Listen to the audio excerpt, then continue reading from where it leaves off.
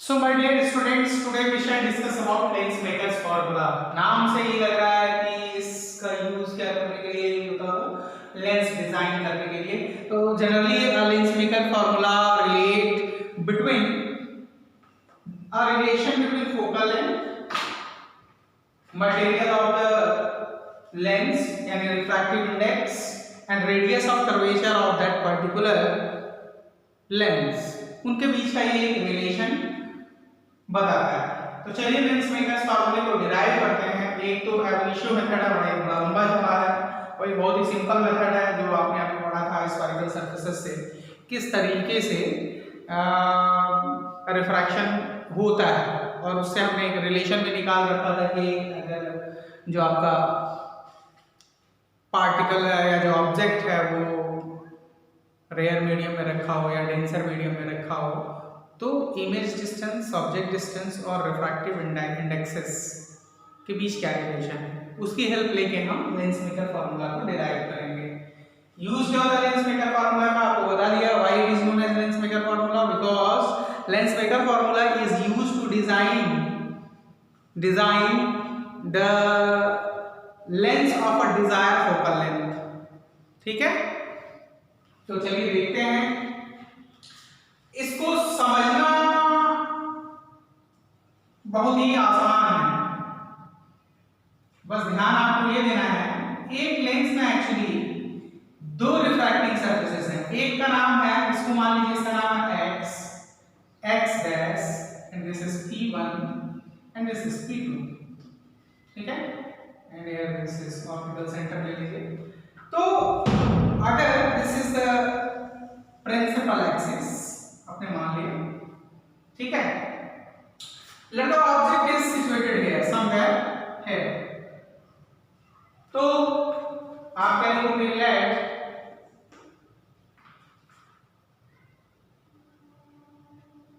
object is at O। Case one ये कहता है कि लेट, मान लीजिए कि केवल एक ही सरफेस यहां मौजूद है, ये वाला। कौन सा? x1 p1 x1 p1, इसका नाम x2 दे दीजिए। ठीक है, केवल ये वाला मौजूद है, ये वाला भी आप छुपा लीजिए, समझ लीजिए इसका कोई डिस्टेंस नहीं है। ठीक है, तो let only x1 p1 x2 surface is present। मान लिया हमने कि केवल x1 p1 x2 सरफेस अगर मौजूद है, तो उस कंडीशन में जो रिफ्रैक्शन होगा, तो रिफ्रैक्शन विल टेक प्लेस कैसे? यहां से देखो, अगर हम बात करेंगे नॉर्मल, यहां पर ड्रॉ करने जाहिर सी बात है, जान रहे हो उसका नॉर्मल इधर जाएगा, इधर जाएगा, तो ये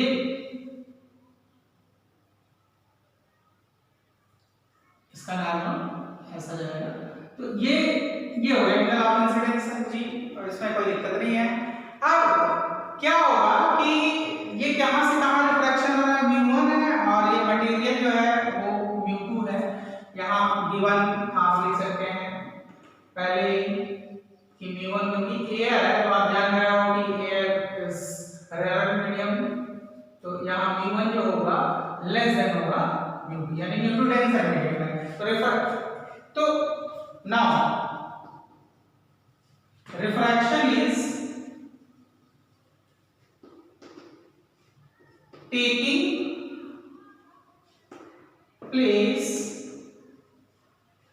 from कहां से? Rare to denser medium. पहली चीज, रेयर से डेंसर मीडियम में रिफ्रैक्शन हो रहा है, तो क्या होगा? दैट सी बात है, नॉर्मल की तरफ ये हो जाएगा। ठीक है जी, और ये ऐसे चला जाएगा। अभी हमने क्या माना है? हमने ये माना है कि ये वाला सरफेस मौजूद नहीं है, तो ठीक है, ये ऐसे ही आगे चला जाएगा। हम आगे डॉटेड लाइन से इसे दिखा रहे हैं कि यदि ये वाला एब्सेंट होता, x2 p2 x1 p2 x2 वाला सरफेस तो हमको इमेज कहाँ मिलता, यहाँ मिलता, कहाँ मिलता, ओ डैश पे। चलो इसका नाम इमेज ही रख लेते हैं। तो हमको इमेज मिलता कहाँ, आई डैश पे, ठीक है। तो now refraction will take place from rare to denser, ठीक है ना। कब, जब केवल यही वाला सरफेस प्रेजेंट होता, ठीक है, तब। तो एक लाइट रे ऐसे जाती है और यहाँ जाके इससे मिल जाती, तो आपको यहाँ इमेज इसका मिल जाता, ऑब्जेक्ट का इमेज आई डैश पे मिल जाता ना। क्या होगा, I dash will be, will नहीं वुड बी हम लिखेंगे कि होगा, हो रहा होगा, would be the image.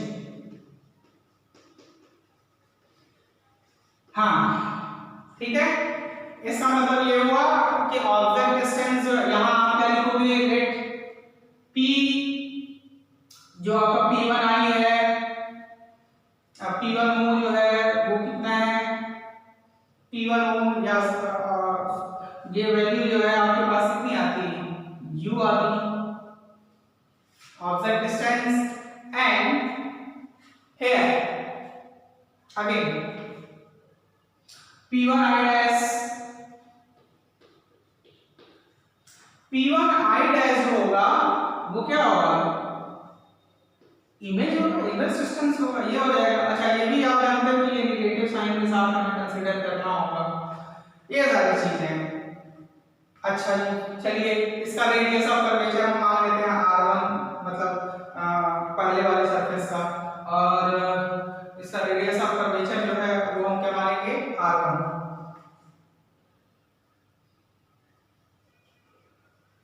Radius of curvature कौन सा सरफेस का, x1 p1 x2 का, x1 p1 x2, x1 p1 x2 का रेडियस ऑफ कर्वेचर हमने मान लिया R1। चल याद रखा है मामला, समझ गया।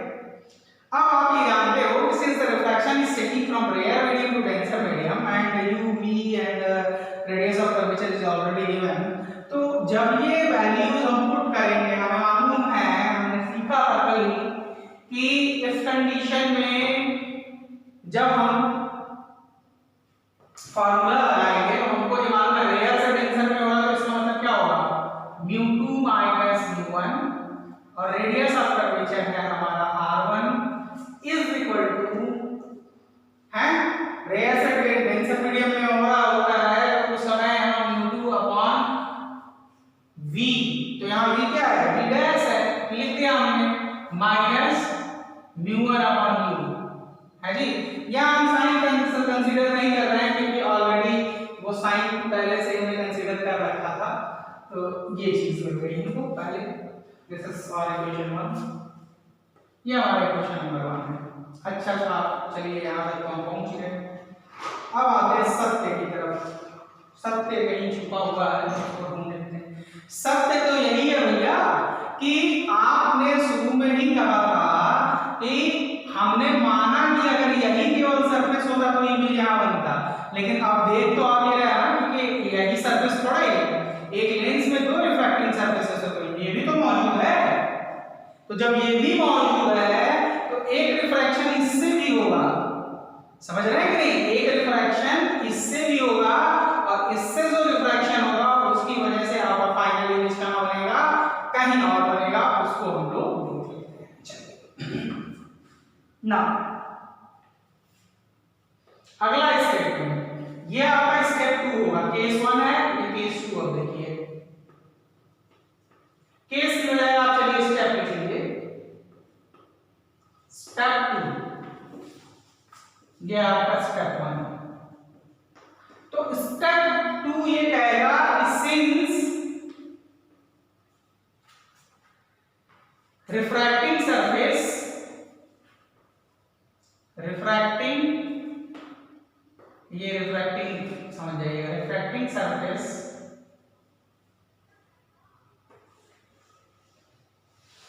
सिंस रिफ्रैक्टिंग सरफेस, कौन सा refracting surface, x1 p2 x2, x1 p2 x2 is present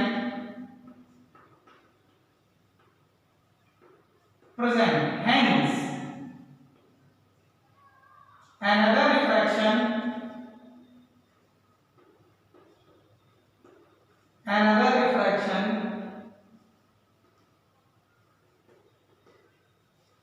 will take place. कैसे? देखिए, जैसे ये यहां से यहां तक तो आया, पहले हमने मान लिया था ये नहीं है, इसे इमेज यहां बन रहा था, लेकिन क्योंकि ये भी है तो ये क्या करेगा, लाइट को और ज्यादा रिफ्रैक्ट कर देगा। हाँ जी, आप ऐसे समझिए कि यहाँ अगर आपने नॉर्मल ड्रॉ किया होता तो ये आपका एंगल ऑफ इंसिडेंस है। अब यहाँ डेंसर में यहाँ रिफ्रैक्शन कहाँ से कहाँ होगा, denser medium to rare medium, तो ये आपका रिफ्रैक्शन एंगल होगा, वो ज्यादा होगा, तो ये इसको और ज्यादा बेंड कर देगा। ऐसे समझिए, समझ रहे हैं कि नहीं? ये नॉर्मल इधर ड्रॉ करेंगे ना, क्योंकि इसका सर्किल इधर पूरा हो रहा है, तो इसका रेडियस ऑफ कर्वेचर नेगेटिव भी लेना है, ये भी याद भी आपको रखना पड़ेगा। तो ये सारी चीजें आपके समझ में आ गई हैं। तो another refraction will take place and place by कौन से वाले से, इससे by x1 p2 x2, so final image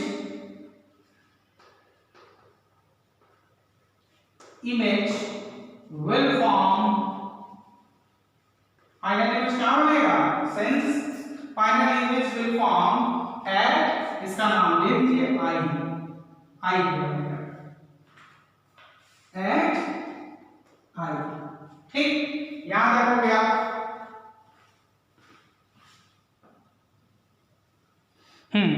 तो I पे बन जाएगा। अब हम क्या करेंगे, अच्छा ये इधर हम जरा मिटा देते हैं।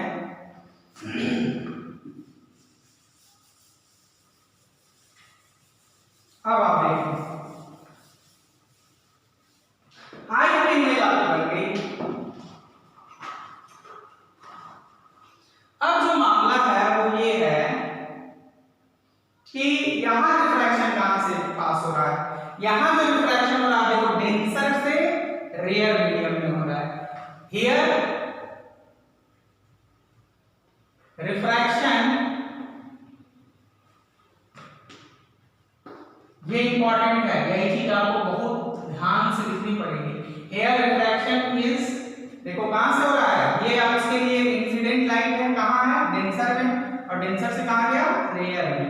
ठीक है, क्योंकि ये भी तो म्यू1 ही है, रेयर इधर भी है, इधर भी है। Here refraction is from denser to rare, और यहां ये जो है ना, देखो ध्यान से देखो तो एक्चुअली क्या है, ये ऑब्जेक्ट की तरह वर्क करना शुरू कर रहा है। इससे ऐसे लाइट ले गई है, ठीक है, ऐसे लाइट ले गई है और रिफ्रैक्ट होकर यहाँ पे एक वर्चुअल इमेज बना रही है। ये एक वर्चुअल इमेज है, ये एक वर्चुअल ऑब्जेक्ट की तरह वर्क करेगा, और इस वर्चुअल ऑब्जेक्ट का ये रियल इमेज फॉर्म होगा, है ना। तो फ्रॉम डेंसर टू रेयर, यहाँ स्टेटमेंट आप लिखेंगे, here I dash act as virtual object for real image I। हाँ जी, यानी अब ये देखो, ये बहुत थिन प्रिज्म है, ये शुरू में ही इसमें का फार्मूला की एजम्पशन है, it works on thin prisms। तो थिन पतले प्रिज्म के लिए इसका यूज होता है, ये भी ध्यान रखिएगा। इसका मतलब P1 और P2 के बीच में कोई बड़ा डिस्टेंस नहीं है, ठीक है। तो यहाँ आपको याद रखना है कि यहाँ जो ऑब्जेक्ट डिस्टेंस है, ऑब्जेक्ट डिस्टेंस आपको यहाँ से लेना है ना, तो आप ये लिखेंगे कि T2I, यह आपका क्या है, नियरली इक्वल टू P1I ही होगा। क्यों, क्योंकि थिन प्रिज्म है, प्रिज्म लिख दिया क्या, थिन लेंस है, ठीक है जी।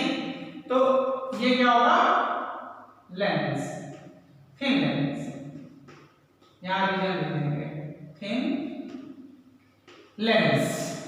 तो P2i is equal to P1i, वही चीज है, P2i is equal to P1i, और ये किसके बराबर है, ये फाइनल इमेज आपकी बन रही है तो ये V के बराबर है। इसी तरीके से यहाँ P2i dash is equal to P1i लिख सकते हैं, ठीक है। तो ये और ये के बीच कितने होगी जो डिस्टेंस होगा, तो ये क्या हो जाएगा आपका, ये चीज जो है आपका वर्चुअल ऑब्जेक्ट की तरह वर्क कर रहा है, वर्चुअल ऑब्जेक्ट की तरह वर्क कर रहा है, तो यही आपका क्या होगा, ऑब्जेक्ट डिस्टेंस। अब क्योंकि आपका रिफ्रैक्शन डेंसर मीडियम से रेयर मीडियम में हो रहा है, तो हम फार्मूला कैसे लिखते हैं, फार्मूला लिखते हैं μ1 μ2, और इस सरफेस का रिफ्रैक्टिव इंडेक्स लिखना मैं भूल गया, तो आप लिखेंगे, अच्छा इसमें लिखें refractive index, sorry radius of curvature,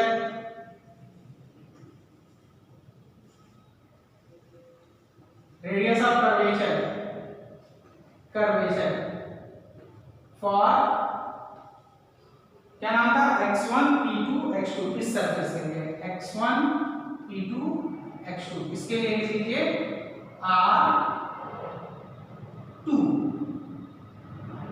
ठीक है, R2 हो गया। अब क्योंकि refraction is taking from denser medium to rare medium, तो उसके लिए फार्मूला हमारे पास क्या था, v1 minus v2 upon R2 is equal to μ1 upon v, तो यहाँ पे v चलो हमने लिख लिया, और यहाँ पे क्या था माइनस μ2 upon u, और यहाँ u वाला साथ कौन है, ये v डैश है। चलिए ये हो गया आपका सेकंड। चलिए बहुत आराम से हम यहाँ पहुंच गए, केवल स्टेटमेंट्स लिखने में थोड़ा समझने में दिक्कत है, अदरवाइज यही दो स्टेटमेंट यहाँ डेंसर से रेयर में हो रहा है, और पहली बार रेयर से डेंसर में हो रहा है, पहली बार में ये वाला आपका सरफेस नहीं है तो इमेज यहाँ बना होगा। अब क्योंकि है तो फाइनल इमेज यहाँ बनेगा, और ये वाला इस सरफेस के लिए वर्चुअल इमेज का काम, ऑब्जेक्ट का काम करेगा, और फाइनल रियल इमेज बनेगी यहाँ पे। बस यही दोनों लगा लेने हैं। अब फर्स्ट और सेकंड को आप ऐड कर दें, ठीक है, तो ऐड फर्स्ट एंड सेकंड। तो जब आप फर्स्ट और सेकंड को ऐड करोगे बच्चों, तो देखो ये μ2v1 ये plus μ2v1 sorry μ2v dash, और ये माइनस μ2v डैश क्या हो जाएंगे, कैंसिल हो जाएंगे, ऐसे समझो। तो हमारे पास क्या बचा, देखो ऐड जब हम करेंगे तो यहाँ हमारे पास क्या आया, μ1 सॉरी यहाँ आया μ2 minus μ1 upon r1 plus μ1 minus μ2 upon r2 है इज इक्वल टू, अच्छा अब इसको मिटा दे रहे हैं यहाँ पे थोड़ी देर के लिए, इज इक्वल टू क्या बचा, ये तो कैंसिल हो गए, ये दोनों लोग तो कैंसिल हो जाएंगे, प्लस माइनस है, तो यहाँ बचा हमारे पास μ1 अपॉन v, और यहाँ बचा माइनस μ1 अपॉन u। यहाँ तक किसी को कोई दिक्कत नहीं होनी चाहिए, ठीक है। अच्छा मान लीजिए मैं यहाँ से कॉमन ले लेता हूँ, और कॉमन किसको लेता हूँ, μ2 माइनस μ1, μ2 माइनस μ1 को अगर मैं कॉमन लेता हूँ, μ2 माइनस μ1 को अगर कॉमन लेता हूँ, तो यहाँ क्या बचेगा, 1 बचेगा, और ये क्या है, यहाँ एक्चुअली ये इसको भी हम क्या लिख सकते हैं, μ2 माइनस μ1, लेकिन माइनस साइन कॉमन लेंगे, तो यहाँ क्या बचेगा, माइनस 1 बाई, अच्छा सॉरी r2 छूट गया, अपॉन r2, ये बच गया जी इधर। यहाँ तक किसी को कोई दिक्कत नहीं होनी चाहिए। अच्छा अब उस साइड हमारे पास क्या है, μ1 कॉमन ले सकते हैं, ये हो गया जी μ1, तो हमारे पास क्या बचा, 1 by v minus 1 by u, is this much, ये आ गया आपका लेंस मैकर फार्मूला। इसको थोड़ा और सिंपलीफाई करना चाहते हैं तो उसको भी किए देते हैं। चलिए यहां तक किसी को कोई दिक्कत नहीं होगी, ये सारे स्टेटमेंट्स आपने नोट कर लिए होंगे। अब फाइनली हम आते हैं अपने कंक्लूजन्स पे। आप μ1 को उधर ले जाए, तो इधर आपके पास क्या बचा हुआ है, 1 by v minus 1 by u, और उस साइड हम क्या कर रहे हैं, μ1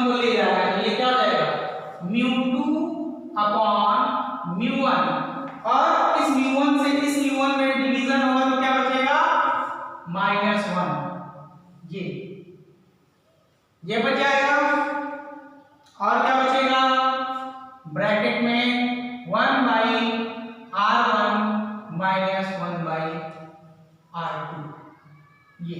ये फार्मूला फाइनली हमारे पास आ जाएगा। इसको और शॉर्ट में लिखना चाहते हैं 1/v माइनस 1/u। μ2 अपन μ1 को हम कैसे लिख सकते हैं? म्यू लाइट कहां से आ रही होगी? जाहिर सी बात है 1 से, यानी एयर से आ रही होगी। कहां को जा रही होगी? डेंसर मीडियम में। तो μ12 को μ2/μ1 लिख सकते हैं, इतने शॉर्ट में भी लिख सकते हैं 1/r1/r2। ठीक है। और भी शॉर्ट में लिखना चाहते हैं तो कुछ सारे लोग क्या करते हैं, इसको सीधे म्यू लिख देते हैं। समझने वाला समझता है एयर से किसी मीडियम में जा रहा होगा। आप ऐसे भी लिख सकते हैं mu minus 1/r1 minus 1/r2। तो ये है हमारे, चाहिए लिखिए, समझ में आपको आना चाहिए। बहुत ही सिंपल है।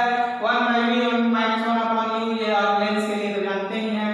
बाकी जो बचा वो क्या है? Mu minus 1/r1 minus 1/r2। तो इसमें कोई दिक्कत नहीं होनी चाहिए। चलिए जी, अब आगे चलते हैं और कुछ और कंक्लूजन्स के बारे में बात कर लेते हैं। इसकी तो और एक आध न्यूमेरिकल कर लेंगे तो बड़ा मजा आ जाएगा, क्योंकि इससे एक आध न्यूमेरिकल तो जरूर आता है। चलिए देख लेते हैं।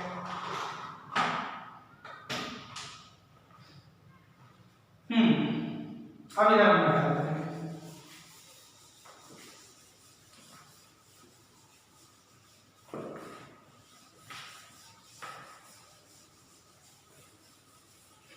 पहली चीज जो कंक्लूजन हम निकालें वो ये है कि अगर जो हमारा ये ऑब्जेक्ट है ना बच्चों, ये ऑब्जेक्ट का इंफिनिटी पे हो, यानी ऑब्जेक्ट डिस्टेंस का हो इंफिनिटी पे, तो आप जानते हो इमेज कहां बनती है? फोकस पे, है ना।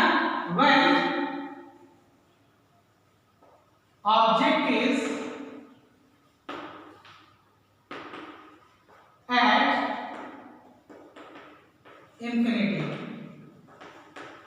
जब आपकी ऑब्जेक्ट इंफिनिटी पे है, यानी u is equal to infinity पे है, तो इमेज आपकी कहां बनती है? Then v is equal to f।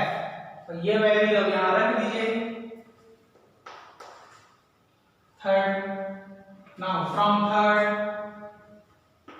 हमारे पास यही फार्मूला क्या आ जाएगा? 1/v की जगह आप क्या रखेंगे? 1/f। 1/u की जगह 1/infinity 0 हो जाएगा, is equal to mu minus 1, या आप इक्वल है μ12 माइनस 1, मैं स्टैंडर्ड ही लिख रहा हूं, is equal to 1/r1 minus 1/r2। तो ये तो हो गया 0 आपका। 1/f focal length of this lens की वैल्यू कितनी आ गई? μ12 माइनस 1 ब्रैकेट में 1/r1 माइनस 1/r2। तो फोकल लेंथ के टर्म में भी लेंस का फोकल लेंथ, अब यही देखो, यही लेंस मेकर फार्मूला यही अप्लाई होगा। If you have why it is known as lens maker formula, if you have to make a lens of a desired focal length, है ना, then you have to adjust the refractive index and you have to select a proper material। यानी अलग अलग material के लिए अगर मान लो आपको एक ऐसा आपको जो फोकल लेंथ जो है वो क्या चाहिए होगी? आपको जो फोकल लेंथ है वो मान लो 20 सेंटीमीटर की चाहिए होगी, तो आप अगर ग्लास लोगे, तो जब ग्लास आप लोगे तो उसका रेडियस ऑफ कर्वेचर या उसकी मोटाई जो है वो कितनी होगी, वो डिपेंड करेगा इसके ऊपर क्या मटेरियल सेलेक्ट किया आपने। ठीक है। और अगर मान लो मटेरियल शीशे का ही है और मुझे अलग अलग फोकल लेंथ का चाहिए, तो हमें रेडियस ऑफ कर्वेचर क्या करना पड़ेगा, यानी मोटाइयां जो होंगी उसकी अलग अलग करनी पड़ेंगी। तो लेंस मेकर फार्मूला हमें बताता है कि what kind of material we have to select and what kind of radius of hand up to what range of radius of curvature should be selected in order to find the desired focal length of any अच्छा जी, power के बारे में हम थोड़ी देर बाद में discuss करेंगे, लेकिन आप तो 10th से जानते हो ना कि 1/f क्या होता है, पावर। तो पहले डिस्कशन हमारी ये हो गई, दूसरे मतलब कंक्लूजन है, ये कंक्लूजन है। कंक्लूजन 1 में हमने ये पाया कि फोकल लेंथ के साथ ये, ठीक है। और कंक्लूजन नंबर 2, आप जानते हो 1/f को क्या कहते हैं, पावर। तब जब ये f इसमें हो मीटर में हो, याद रखिएगा ये चीज, सेंटीमीटर में लेके मत चल जाइएगा, सेंटीमीटर में लेंगे तो ऊपर 100 रखना पड़ेगा, लेकिन अभी आप याद रखेंगे 1/f पावर होता है, यानी पावर ऑफ लेंस के लिए हमारे पास एक और फार्मूला मिल गया, μ2 - 1, ठीक है, μ12 - 1 ब्रैकेट में 1/r1 - 1/r2, ठीक है, ये चीजें। अब तुम लोग शुरू से ही जानते हो, क्लास 10th में भी पढ़ाया गया था कि अगर एक लेंस जो है वो कन्वर्जिंग लेंस है तो उसका पावर क्या होगा, पॉजिटिव, फोकल लेंथ क्या होगा, पॉजिटिव। और एक डाइवर्जिंग लेंस है, डाइवर्जिंग लेंस बोले तो डाइवर्जिंग लेंस का मतलब क्या हो गया, डाइवर्जिंग लेंस का मतलब हुआ कनकेव लेंस, ठीक है।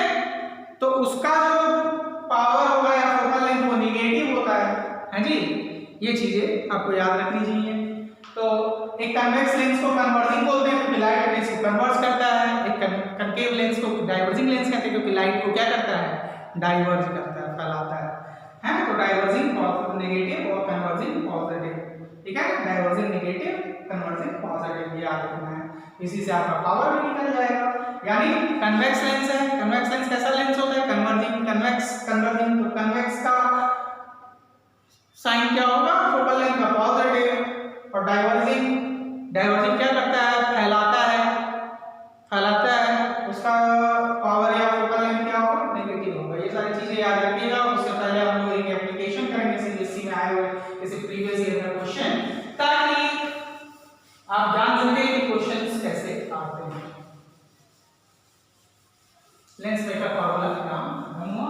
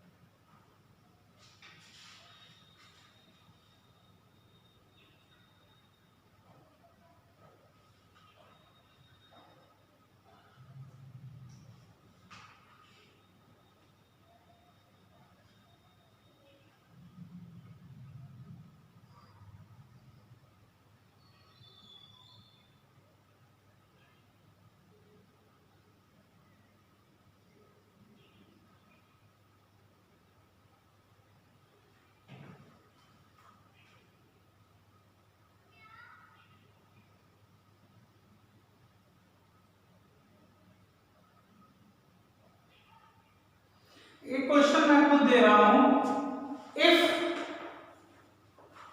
द रेडियाई, रेडियस का बहुवचन plural, radii of curvature, curvature of double convex lens है ना, ये double convex lens is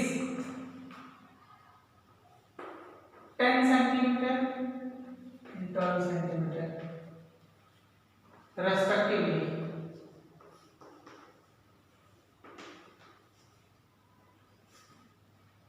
and 10 centimeter and 12 centimeter respectively ये उसका रेडियस ऑफ कर्वेचर दिया हुआ है, 12 centimeter or 15 centimeter कर लो, है ना, respectively, and focal length is 12 centimeter. Then find refractive index. Find refractive index ये एक तरीके का तो ये क्वेश्चन होता है, ये तो बहुत सिंपल है। अब देखो यही केस मान लो, है ना, यानी पहला इसका रेडियस ऑफ कर्वेचर कितना दिया हुआ है 10 सेंटीमीटर, तो इसका जो रेडियस ऑफ कर्वेचर आप लोगे तो यहाँ पे इधर पूरा हो रहा है ना इसका सर्किल, तो हम पॉजिटिव लेंगे। हमेशा याद रखना जब भी न्यूमेरिकल सॉल्व करेंगे तो न्यूमेरिकल सॉल्व करते समय R1 जो होगा वो हमेशा पॉजिटिव होगा, यानी R1 को 10 सेंटीमीटर रखना है, याद रखना बच्चों, ठीक है।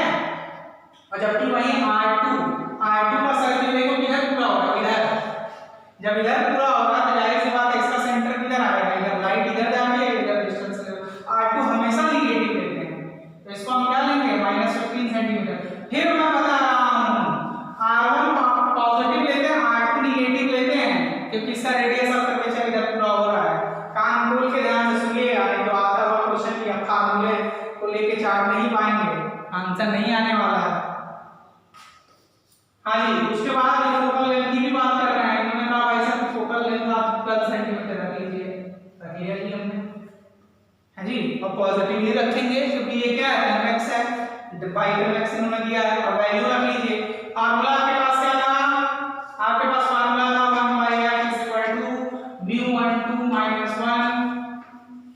1/r1 - 1/r2, ठीक है जी, ये आपके पास प्रॉब्लम था। चलिए इसको अब मिटा ही देते हैं। तो अब वैल्यूज रखना शुरू करिए। इन्होंने कहा हमको फोकल लेंथ लेनी है बाहर, तो हमने 12 सेंटीमीटर ले ली, है जी। न्यू हमको क्या है कि यही आपको बताना है कि 1 वैल्यू क्या है रिफ्रैक्टिव इंडेक्स की। अच्छा जी, 1/r1 की वैल्यू यहां हमें क्या रखनी है 10 रखनी है, ठीक। तो 1/10 ये हो गया -15 रखेंगे तो ये हो जाएगा प्लस, चलिए ये हो गया, चलिए तो ये हो गया 1/12 = μ-1, म्यू ही केवल लिख सकते हैं क्योंकि लेयर के साथ ही होगा। अब इसको सॉल्व करते हैं, तो कितना हो जाएगा 1/6, है जी। तो ये आपका μ12 - 1 और ये 1/6 6 इधर जाएगा तो कितना हो जाएगा 6/12, कितना हो जाएगा 1/2, तो ये हो गया μ12, ये -1 इधर ले जाएंगे तो कितना हो जाएगा 1/2 ये और +1, तो कितना हो गया 3/2, यानी रिफ्रैक्टिव इंडेक्स ऑफ मटेरियल कितना आ गया 3/2। और आप जानते हैं 3/2 किसका रिफ्रैक्टिव इंडेक्स होता है, फ्लिंट ग्लास का ही है, लेंस से ज्यादा ग्लास का ही होता है। तो इसी तरह के कुछ न्यूमेरिकल्स आएंगे। एक और बड़ा पॉपुलर सा न्यूमेरिकल आता है कि आपके पास एक लेंस है, अचानक से आपसे फिसलता है और वो पानी में गिर जाता है, तो पानी में गिरने के बाद वो कन्वेक्स लेंस किस तरह से बिहेव करेगा, कन्वर्जिंग या डाइवर्जिंग, उस पर हम लोग बाद में डिस्कस करेंगे। आपके लिए जो होमवर्क ये है कि आप लेंस लेकर फार्मूला डिराइव करेंगे फिर, लेकिन फॉर व्हाट, कनकेव लेंस के लिए। रे डायग्राम मैं आपको बना दे रहा हूं, लेकिन डेरिवेशन आपको बिल्कुल उसी तरीके से करना है। रे डायग्राम कैसे बनेगा, ये कनकेव लेंस है आपका, एक सरफेस का नाम आप दे दीजिए क्या, this is your x1 p1 x2, इसका नाम दे लीजिए x3 p2 x4 दे दीजिए। तो यहाँ आपका ऑब्जेक्ट है, अगर मान लीजिए पहले वही करोगे, अगर मान लीजिए पहले केवल ये सरफेस होता तो लाइट रे ऐसे जाती, है जी, और आप जान रहे हो कि ये इसका जो नॉर्मल होता वो किधर आता, इधर आता, क्योंकि इसका सर्किल इधर पूरा हो रहा है, और ये लेयर से डेंसर में जा रहा है तो ये इस तरह से जा रहा होता, इस तरह से जा रहा होता, और आप इस तरफ जा रहा होता तो इधर वही इमेज बनती नहीं, इधर एक्सटेंड करते तो आपकी इमेज कहाँ बन रही होती, यहाँ बन रही होती, तो ये आपका क्या होता है यहाँ पे आई डैश। अब यहाँ रिफ्लेक्शन कहाँ से होगा, रे से डेंसर मीडियम में, तो वही फार्मूला लिख देंगे जो पहले लिख रखा है, और अगले वाले में अब अगले स्टेटमेंट में लिखेंगे since this is also present there will be another refraction. Light का जो अदर रिफ्रैक्शन होगा उसको थोड़ा ऐसे करके आगे बढ़ाना चाहिए था, ये थोड़ा सा इधर करना चाहिए, और नजदीक कर लेते हैं, ये ऐसे गया और ये ऐसा हो गया, ठीक है। अभी ये नहीं है, हमारा फाइनल इमेज कहाँ बन रहा होगा, यहाँ पर होगा, लेकिन क्योंकि यहाँ भी एक सरफेस है तो यहाँ तक ये जाएगा, और ये थोड़ा और रिफ्रैक्ट हो जाएगा। फाइनल इमेज हमको जो मिलती है वो कहाँ मिलती है, यहाँ मिलती है। फाइनल इमेज है वो हमको कहाँ मिलती है, इसको एक्सटेंड कर लीजिएगा आगे, यहाँ मिलती है ना। तो ये आई जो है ये वर्चुअल, ये भी ये वर्चुअल ही इमेज होता है, ये वर्चुअल ऑब्जेक्ट की तरह वर्क करता है और फाइनल इमेज आपको कहाँ मिलता है, यहाँ मिलता है। ठीक है, तो यहाँ जो रिफ्लेक्शन हो रहा है वो कहाँ से हो रहा है, डेंसर से लेकर, बाकी आपको चाहे तो ये वाला डेरिवेशन आप खुद करेंगे। ठीक है, ये आपके लिए होमवर्क है। चलिए आगे तो मिलते हैं नेक्स्ट वीडियो में और वहाँ हम डिस्कस करेंगे लेंसेज के बारे में। फिर अगले सेशन हम वहीं से शुरू करेंगे। Thank you very much.